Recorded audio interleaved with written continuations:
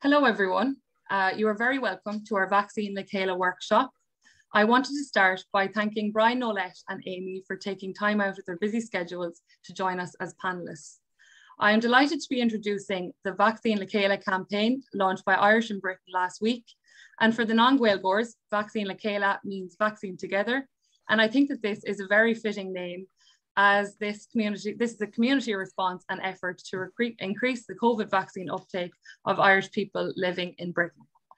The motion for this campaign was first put forward by our member groups during our last AGM, and furthermore, the need for this campaign has been heightened due to the research gathered by OpenSafely that has found lower vaccine rates among Irish people living in Britain. The aim of this campaign is to provide our member groups and community with evidence-based information to enable them to make positive, informed choices.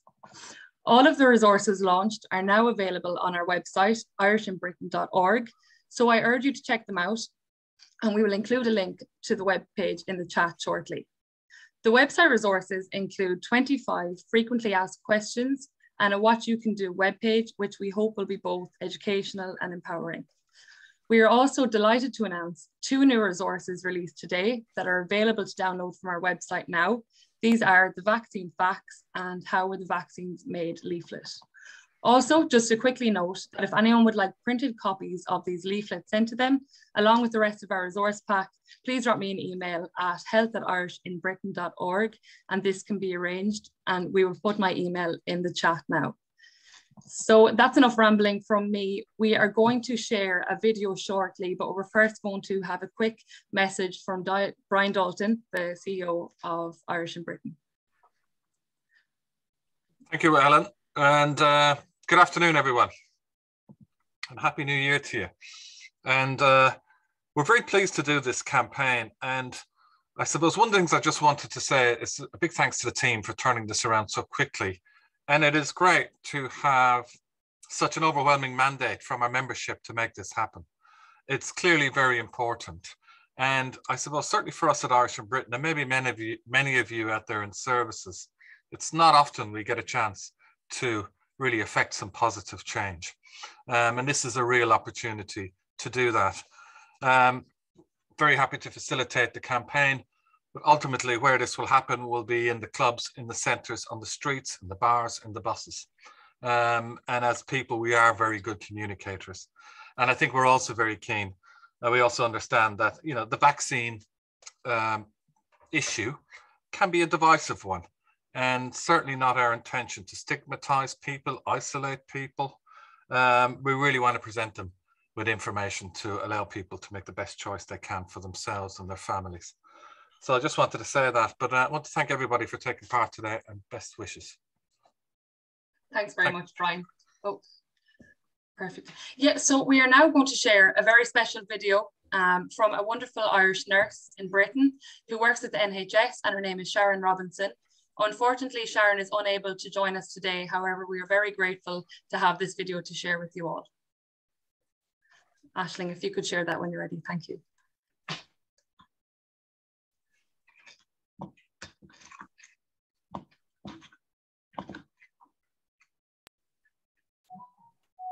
Sorry, Ellen, it might be a moment there. I'm just sorting out the sound on it.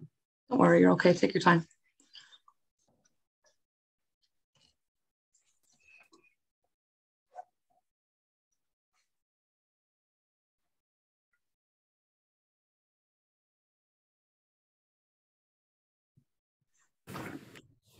Hi, my name is Sharon Robinson, and a year ago I had the opportunity to do a little video for you. I was just at the start of the vaccination rollout, and I was asking people to go and get their vaccine, probably begging them. And anyone who did go and get their vaccine, on behalf of the NHS Trust that I work for, thank you so much. We all appreciate it. 12 months ago, I had been redeployed onto a COVID ward. In that video, I said to you that it was one of the toughest times of my life as a nurse. I had never experienced anything like it. And I also said in that video that I hadn't seen my family since February 2020 and how much I missed them. And unfortunately, shortly after that video, my mum passed away back in Galway, and I never got the chance to say goodbye So that's been the toughest thing that's happened to me in the past 12 months. But 12 months down the line, COVID admissions is still on the rise. I haven't currently been redeployed, as I am the only nurse that does the service I do within the NHS at my trust, so I've protected time. However, that could change at any second. I was also extremely disheartened to hear that the Irish population in Britain have one of the lowest uptakes of the vaccination. So I would once again just appeal to anyone who's not been vaccinated, or if you have, please go get the booster. We really need you to do this. I'm also delighted to hear Irish in Britain are launching their campaign to encourage the uptake of the vaccination amongst the Irish in Britain. I think, just to reiterate again why I've had the vaccine, it's to protect myself, but it's more to protect the patients, the people around me, anybody that I come into contact with. COVID is really transmissible. It does not care who you are. It doesn't care if you're a man, you're a woman, you're young, you're old. It doesn't care about your ethnicity. It doesn't care if you're super fit or if you're medically vulnerable. If you let your guard down and COVID infiltrates you, you really don't know how sick you are going to be until you get it. You know, take nursing aside, I think all of us, it's our human nature to nurture people and to care for them rather than to do harm. And we all have it within our power to be able to help others through this, to stop the spread of COVID and to get vaccinated. And I think that's the one thing that we can do for each other. People forget this is not about you. This is all of us together. Le Chéile, we are in this together and we need to help each other. So please, please, just if you're concerned or you have any questions or queries, go to a reputable source to find out your information about this vaccination. IrishinBritain.org have all the information you need, and they offer loads of support for all the questions or queries or concerns that you may have about getting vaccinated. Thank you once again for listening to me, and it's all that's left for me to say is have a very happy, healthy new year. Thank you. Bye-bye.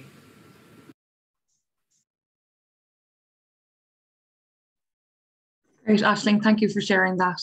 Okay, so I am now going to hand us over to Brian Mckenna, who is a research pharmacist with OpenSafely at the Data Lab in the University of Oxford.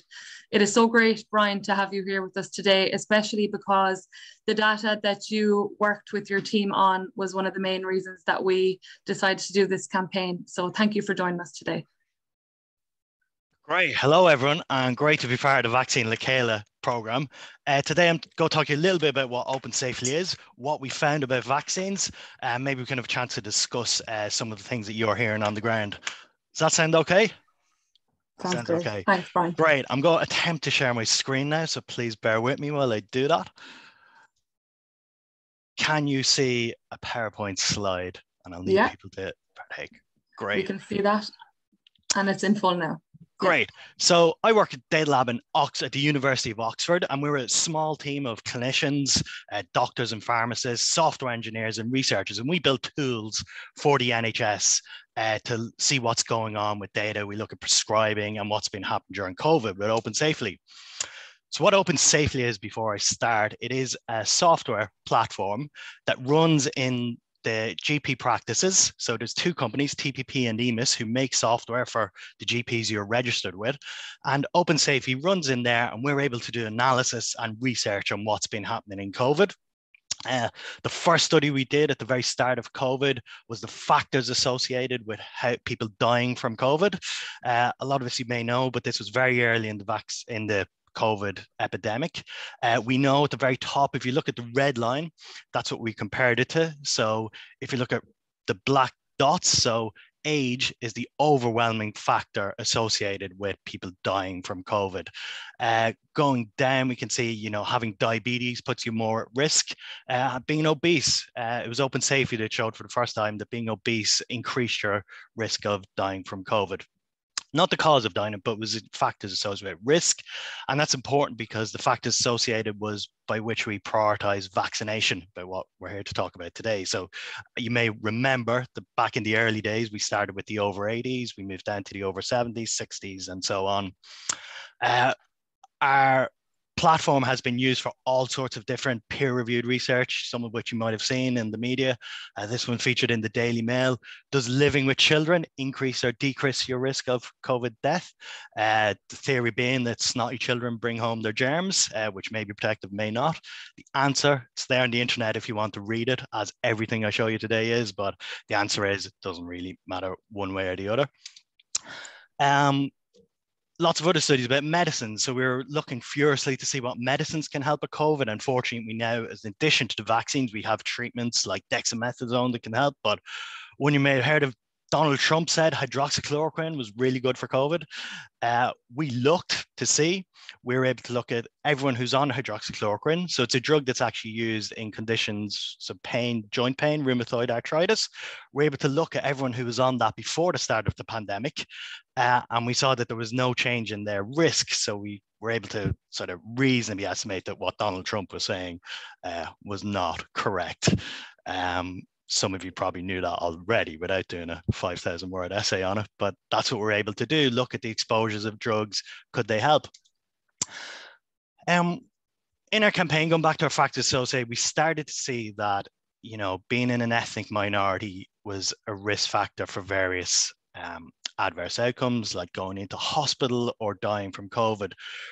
Because we have the access to general practice records for everyone in the country, about 57 million people, we're able to look in very, very detail to see what's happening, because a lot of you will know when you go to your GP and register for the first time, they may ask you to tick a box on a form, which will include perhaps White Irish. And that's what we're able to do. So we're able to look very early on in the campaign. And I think others had shown that being from an ethnic minority, you're more at risk, but then we're able to look and see, we know that different ethnic minorities have different risks of diabetes and asthma. So we're able to put them all in, and we're able to show that actually, you know, it wasn't the diabetes and asthma, there's something with ethnic minorities in the first wave of the pandemic that made them more at risk from COVID death. And we're still learning lots more about that today, but we're here to talk about vaccines. So this is our paper on 57.9 million people, which includes about 200,000 Irish people. And when people talk about peer-reviewed, you might see in the media and BBC, they say, oh, peer-reviewed journals. This is a peer-reviewed article that I wrote with my team around who got the vaccine, who didn't get the vaccine. So because we've access to the records, we're able to look at, you know, people's age, where they live, and we were able to show, first off, very early on, and you can see if chart might be a bit small, but again, all of this is on the internet if you want to go and have a look in the British Journal of General Practice. Very early on, the 1st of January, the campaign started. The 8th of December, I remember that vaccine being given in Coventry. 1st of December, we could see, you know, gaps between different ethnic minorities. So the brown line at the top is people who identify as white. Line at the bottom is people who identify black. And we can see quite a gap emerging, and that gap has continued. Similarly, we can look at lots of different clinical diseases, but we can also look at different demographics. So people who have a learning disability, we can see actually a big gap opened up here. So this is everyone aged 70 to 79 who has a learning disability. And the blue line is yes, they're vaccinated. The orange line is no, they're not. We can see a huge gap opening up here last February and March, but then we can see that gap closes substantially. And we know a lot of the charities that work with people with learning disabilities, I'm sure some of you yourselves are involved with this, supporting people to get vaccinated, and shows that by targeted action, we can close those gaps. Then, you know, are these, you know, papers in academic journals, they're useful, but what we did then was we have, and what I'm going to show you today, produced a weekly report. Every single week for the last year, we've been doing a report, which is on the internet. You can go and look, but we'll have a quick look. Now, I think my Zoom might be obscuring my screen, but if you go to reports.opensafely.org, we can see vaccine reports on the left-hand side. If we go into vaccine coverage, So when you go here, there's some information about what you're about to see. We've got all the different charts, and we'll just have a quick look at all them. So this is the overall vaccination rate, the different demographic groups that were prioritized. So going back to those age, people who lived in care homes got priority for vaccination. You can see here, over 80, male and female get vaccinated at the same rate, ethnicity as we showed. Index of multiple deprivation. This is a statistic that the government produces every year, and it's about where people live and about how much money or socio-economic status, how wealthy the area is. So we can see here that the most deprived areas are less likely to get vaccinated than the wealthiest areas. Again, you see there's lots and lots of information around here. We have BMI, which is body mass index, a measure of obesity. But as well, if you, on your computer, when you delve into it, if you press Control F, if you're using a Windows computer and search for Irish, we can see here the statistics on people who identify as Irish in the GP record. So here we have people over the age of 80. And in the detailed ethnic groups, we can see in this column, so the amount vaccinated, we can see here there's 96% of Irish people in England this week vaccinated. So that's absolutely fantastic. That is brilliant. You know, 96, if we knew 96% of people this time last year were going to be vaccinated, or a few weeks beforehand, you know, we'd be absolutely delighted with it. You can see here so the rates are a little bit lower than the British population. So it's 98% for the British population are vaccinated. We can look down, we can see the Pakistani is at 86.7. So again, you know, it's not a race or a competition, but we can see this variation in uptake. As Brian said, there'll be different reasons for that, and we can talk about why. But what I'm telling you is what's happening right now. Going down, we can see, you know, here we've got 94.9% in the over 70s compared to 97.7. So it's really good. Really, really good. But I think what we really want to get to, and this is first dose of vaccination, getting people to have their first vaccine. That's the overwhelming most important thing. There's been a lot of focus on the booster campaign, which has been great recently. But I think the key is getting someone to have their first vaccine. You know, if they have questions, concerns, really helping them with those to get their initial shot of protection. Going down, we'll just think about what the data means. So again, I think this is the 60 to 64 group, so it's 90.4% compared to 95% of the British population. But again, we see other communities, you know, who we live side by side with then in Brixton, where I used to live, in Canning Town where I live now. You know, there's huge Indian communities, and they're, you know, different rates. Well, actually, Indian and Irish is very similar there. But we live amongst these, they're our friends, they're our family many times. So, you know, lots here, lots of factors. I just want to bring up, when you go and have a look yourselves, is the very young Irish population, where we're seeing the big gap in the 18-29. So here we have 79.1% of the British population is vaccinated in the 18-29 groups, 62.3% in the Irish population. So that's a big gap, about 17% gap. Would urge some caution, and this is why it's great to talk and learn more about these figures. Again, I'm telling you what's happening, don't always know why. I'd urge some caution with the lower figures though, because we know this is what's registered with general practice in England, and it's had their vaccine in England. I think we know from some statistics back in Ireland that some of the younger groups, perhaps those at university, for example, have gone home to Ireland. Perhaps a lot of them have stayed at home in Ireland, have had their vaccines there. So I think there's definitely concern, but let's be very thoughtful how we think about this as we go through it. That's the first dose. Some great news in the second doses. So we go to vaccine coverage, second dose, and same again, there's the same charts. You will see lots and lots and lots of detail. Let's go to the Irish population again. We can see here in the over 8, this is 70, 79, I skipped the first group, but it's very similar everywhere. Of those that have had their first vaccine, 99.5% of those who are due their second dose have had their second dose. So 12 weeks after their first dose, they've had their second dose. So that is absolutely brilliant. And that group that we're talking about, the young group where we're not sure if, you know, they're all still in England, we've got some good news here. So with 18-29 group, so of those that have had their first vaccine and who are due their second vaccine, 92.4% of them have had their second vaccine. That's really, really great. Again, compared to the British population, it's 94%. So we know the small gap still compared to Britain, but we know those that are getting the first vaccine, once they have it, you know, the older groups are going, they're having their second dose, and the next groups are getting there. And maybe, you know, there might be some support needed. Maybe they're just a little bit, you know, lackadaisical about booking their appointments, but, you know, we're getting there. And again, we see similar for the third dose. Again, really good news story. The oldest groups who are, again, if you remember back to the first one, it's the oldest people who are most at risk. And these are the people that we really need to support decisions about vaccines. Of those older people, the over the 80s, who've had their first and second dose, by the end of last week, this week's figures, 94%, 94.7% of those have had their vaccine.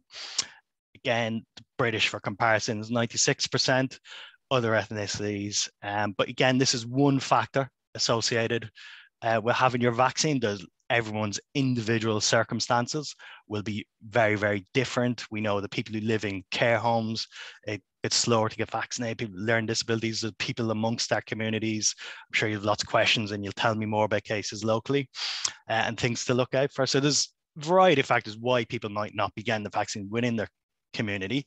But overall, I think the summary is been a great campaign. We've got lots and lots and lots of people vaccinated. And there's just a small gap now. And I think anything we can do to just close that gap, get as many people protected as possible. So Sharon says they don't end up in COVID and ICU wards in an unvaccinated state where it's, you know, it's very hard to treat people. If we can get people to get vaccinated, we know they don't die, so we know they're protected from that and more severe diseases. So that's OpenSafely. And I'm trying to stop my share screen. So that's OpenSafely. That's what we do, and that's what we've found on vaccine so far. And I'm so delighted that Irish and Britain are taking up this campaign proposed by members, I think it was by ICAP. And yeah, looking forward to see how we go and happy to answer any questions you might have. Thank you very much, Brian. I think it's great that rather than looking at it from a negative light, to actually look at the positives and see that they are high percentages, regardless of them being slightly below the British population. Brian, just a question that came in the registration. Someone is wondering if the data goes as far as a breakdown by region, or if there's more specific regional data available.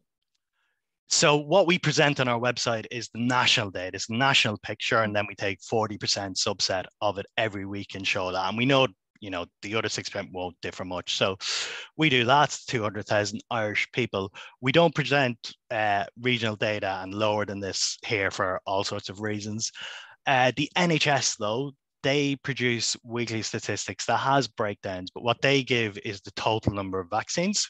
So it's useful. So if you want to know how many Irish people in the West Midlands have had a vaccine, that is available on the NHS website.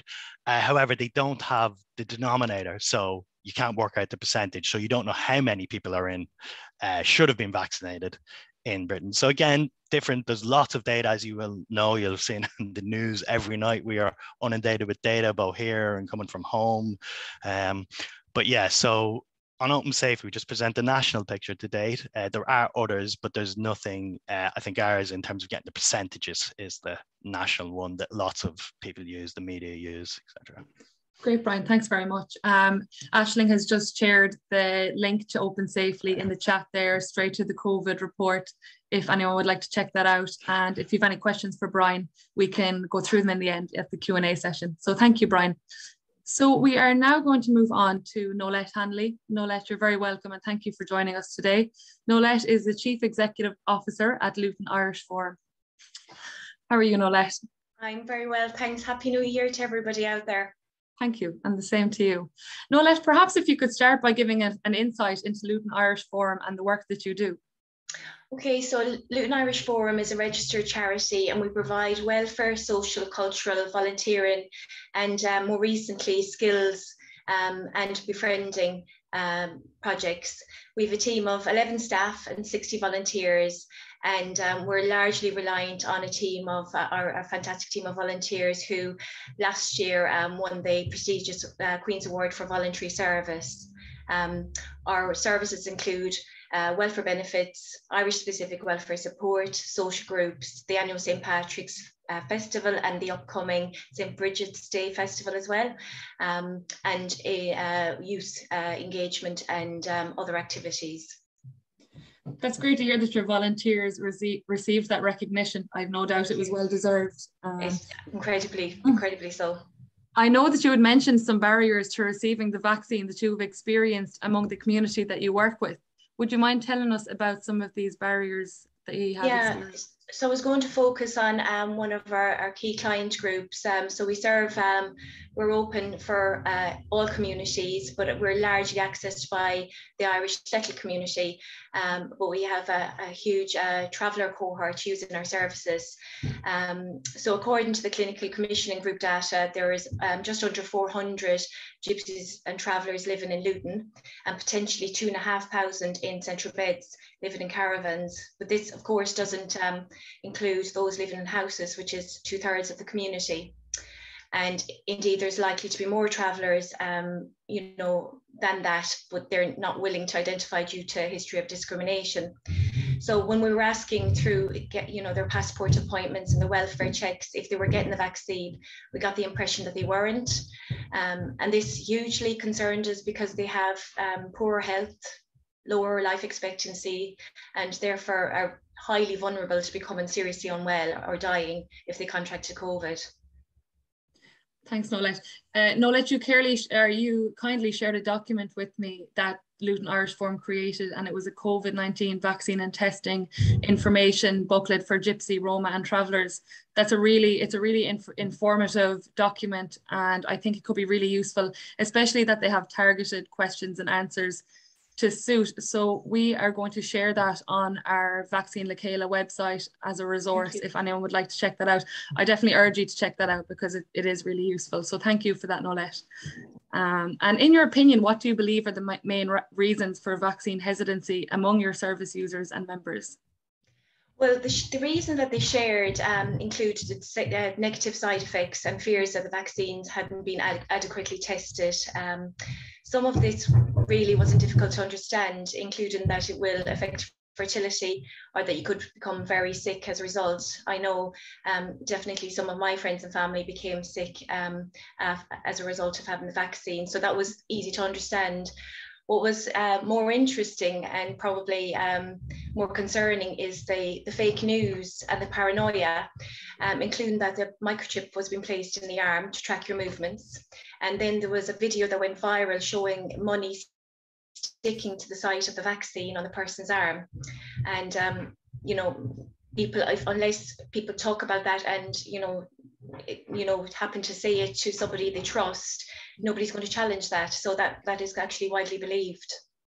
Yeah, there's certainly been a lot of myths circulating regarding COVID vaccinations in the past year. This is something that our vaccination facts and myths leaflet may help to provide people with factual and true information. So at Luton Irish Forum, you carried out a vaccine promotional campaign last summer. What did you do as part of this campaign, Noelette? So we did a variety of activities, so including direct messaging to our Irish traveller clients, word of mouth via community leaders. We spoke to local priests and the local Catholic Church and asked them to make announcements at their masses. We also used the leaflet that you spoke kindly about, and that was circulated at the churches. We also contacted traveller-specific agencies and had great support, and I'll just name a few: Irish in Britain, the Embassy of Ireland, Safe Home Ireland, Traveller Movement, Friends, Families, Travellers, Gate, Hertz, the Roma Trust, and many others. We also did outreach to a local unauthorised encampment and successfully had a gentleman take up the vaccine that day, and outreach to the local traveller site. And also we run a GRT forum at Bedford Prison, and even though we weren't physically allowed to go into the prison at the time, the officers shared the poster and the leaflet with the residents. Oh, well, you certainly covered a lot of areas to ensure that she reached the targeted community. Noelette, I know a question came in regarding setting up a COVID vaccine pop-up stall, and you had mentioned that you had done that in your COVID vaccine in the summer. So I'm just they're wondering how you go about organising this, or how you went about doing that, if you wouldn't mind telling us. Yeah, so throughout the pandemic, we engaged with a COVID faith and community leaders group, and that was attended by local voluntary groups, Luton Borough Council, Public Health, and we got to know each other. There was a group of about 15 or 20, and outside this group, I urged the Director of Public Health to take note of the fact that there was this hesitancy in the community. I'd advised them that I had conversations with the community and traveller movement, and that it seemed that the community would respond well to text light leaflets and having a vaccine bus at the forum. I also shared a very good article that was done by the Irish Times, that Irish travellers should qualify as one of the priority groups, because if you remember at the time, it was very specific priority groups that they were only prioritising. She responded really positively, and within the month, the vaccine pop-up was held at the forum in our car park. Brilliant. Well, that's definitely useful, because maybe other member organisations might want to also go about organising a pop-up clinic. So Nola, thank you very much.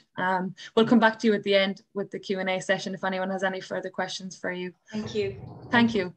So now we're going to welcome Amy Bird. Amy, you're very welcome. Thank you for joining us today. So Amy is the BAME COVID-19 and Health Community Support Worker at Irish Community Care.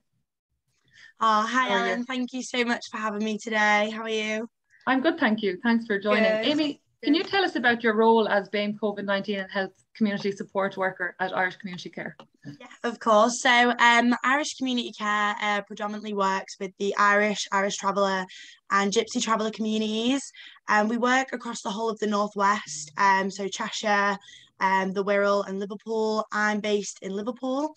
And a really great thing about my job role is that I'm actually able to work with other ethnic minority groups as well. So in Liverpool, they've done a really, really good job of having community champions from each different organisations that work with different ethnic minority groups. So I'm the community champion for Irish Community Care, and basically what we do is we're able to work alongside partners in other organisations to tackle the kind of health inequalities that different ethnic minority groups have faced in Liverpool throughout the pandemic. So some of the organisations work with the Somali, Polish and Chinese communities, as well as asylum seekers as well. And a really great thing is that, you know, we all come from different backgrounds and all kind of brainstorm together to come up with ideas of how to increase the vaccine uptake within the community. In terms of my COVID work, it obviously, as you can imagine, varies a lot depending on the situation. So sometimes there's a little bit more focus on the uptake in vaccines. Over the Christmas period, there was a lot more focus on travel restrictions to the Republic of Ireland and back to England. Sometimes it's more focused on testing and self-isolation rules. And, you know, our priority is basically to make sure that as many of our community members as possible are aware of any changes and travel restrictions and things like that. The role as a whole does enable me to work under health, which is a very big umbrella. But a really good thing about that is that some people are a little bit hesitant to talk about COVID and the vaccine at first. Some people find themselves being a little bit tired of hearing about it. So sometimes I can approach it in a slightly different way.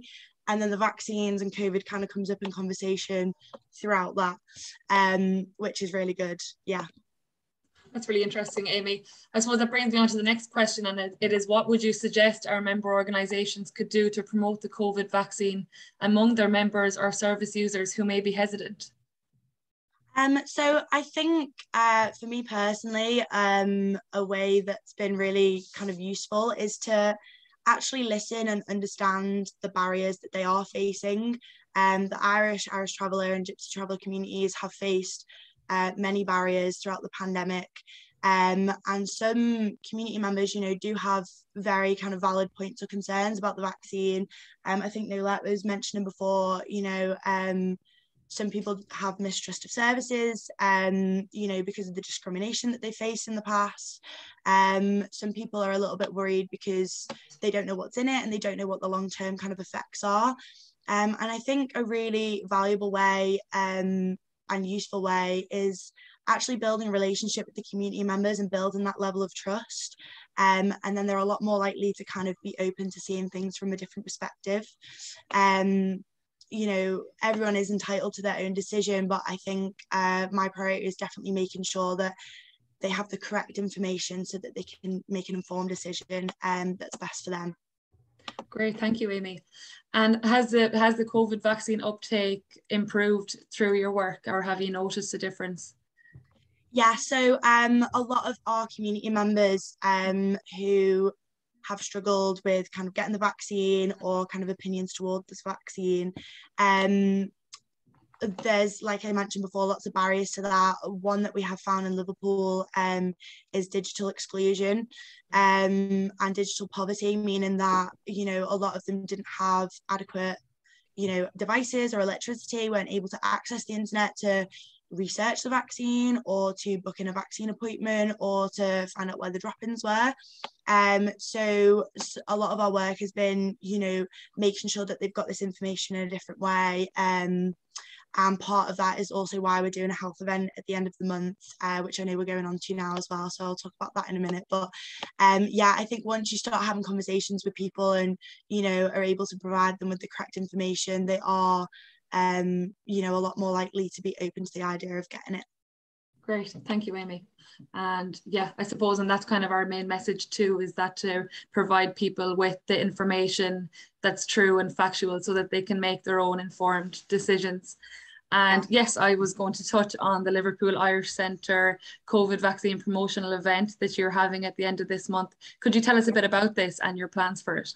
Yeah, so Irish Community Care are running a health event in partnership with Liverpool Irish Centre and Liverpool Primary Care Network. We do obviously believe that vaccines are very important and we want to encourage the uptake of that. But we also kind of wanted to broaden the horizon a little bit and acknowledge other health concerns that have become more apparent throughout the pandemic and the lockdowns that it brought. So we are having vaccine nurses to come and give people the vaccine, but we're also having a clinician to come in to do serious mental illness checks, otherwise known as SMI checks. This is for individuals that are diagnosed with bipolar, schizophrenia, or major depression. They're actually entitled to general physical health checkups once a year, but due to the pandemic, they've missed out on this, or a lot of them have missed out on it, and they've not been able to get one for 2 years.